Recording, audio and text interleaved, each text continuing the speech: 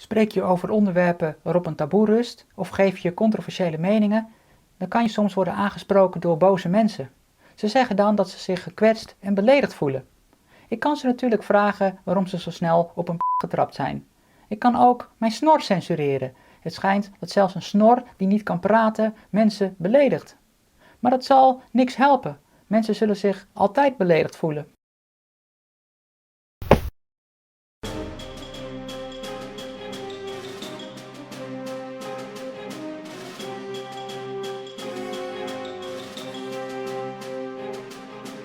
Soms ben ik in een goede bui en wil ik mensen de kans geven om hun bezwaren te uiten.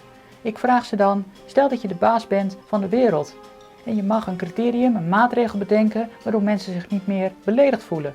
Wat zou je dan doen? Het moet natuurlijk wel gaan om een criterium dat voor iedereen geldt, duidelijk is en consequent te handhaven is. Nou zeggen een heleboel mensen, als ik mij beledigd voel, dan moet jij gewoon je mond houden. Ik ben een Jood, een christen of een moslim en ik heb het recht om dat van jou te eisen. Dat is mijn cultuur, dat is mijn religie.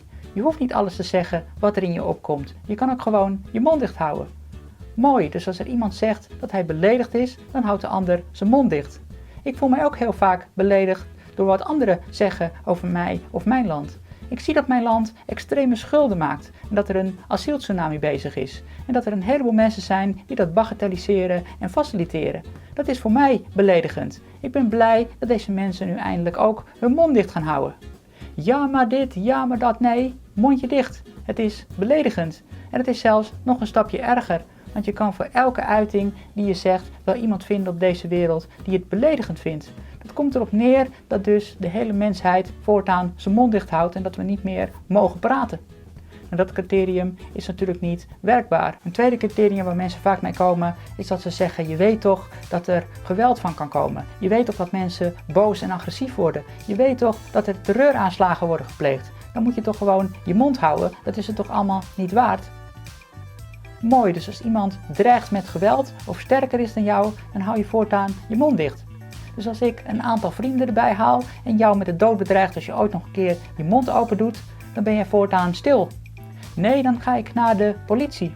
En dat kan dus niet, want als een groep maar groot genoeg wordt en als de terreurdreiging groot genoeg wordt, dan zijn ze geïnfiltreerd bij de politie. Dan kunnen ze alles doen wat ze willen. Dan hebben ze de macht over de maatschappij. En jij bent dan bereid om stil te zijn als die groep maar sterk genoeg is. Ja, dat gaat zo op die manier natuurlijk niet werken. Er bestaat toch ook nog zoiets als de wet? Ja, maar de wet gaat je niet beschermen tegen belediging. De wet kan je eventueel beschermen tegen enkelvoudige belediging, smaad, laster, groepsbelediging, discriminatie, racisme. Maar in de praktijk komt het erop neer dat iedereen bijna alles kan zeggen en dat er slechts zelden strafzaken worden gevoerd. Af en toe wordt er wel een keertje iemand van zijn bed gelicht als de overheid denkt dat hij een te groot gevaar wordt voor de multiculturele samenleving. Maar in de praktijk heb je er helemaal niks aan. Wilders, alles wat hij zegt is legaal. Alles wat hij zegt is niet strafbaar. Dus je kan wel roepen dat je dan beledigd bent, maar de wet gaat je daarin niet ondersteunen. Kunnen we dan geen zwarte lijst aanleggen van woorden die nooit meer gezegd mogen worden? Ja, dat kan theoretisch gezien wel, maar wat doe je dan als je kinderen die woorden per ongeluk zeggen? Moeten zij dan ook de gevangenis in? Zelf gebruik ik een eenvoudig criterium gebaseerd op de vraag: kan je de confrontatie voorkomen of makkelijk stoppen? Is het antwoord op die vraag ja, dan is de vrijheid van meningsuiting absoluut, dus onbeperkt. Is het antwoord op die vraag nee, dan zal je rekening moeten houden met sociale normen en waarden. Een website of het videokanaal waar je nu naar kijkt, dat is heel makkelijk weg te klikken.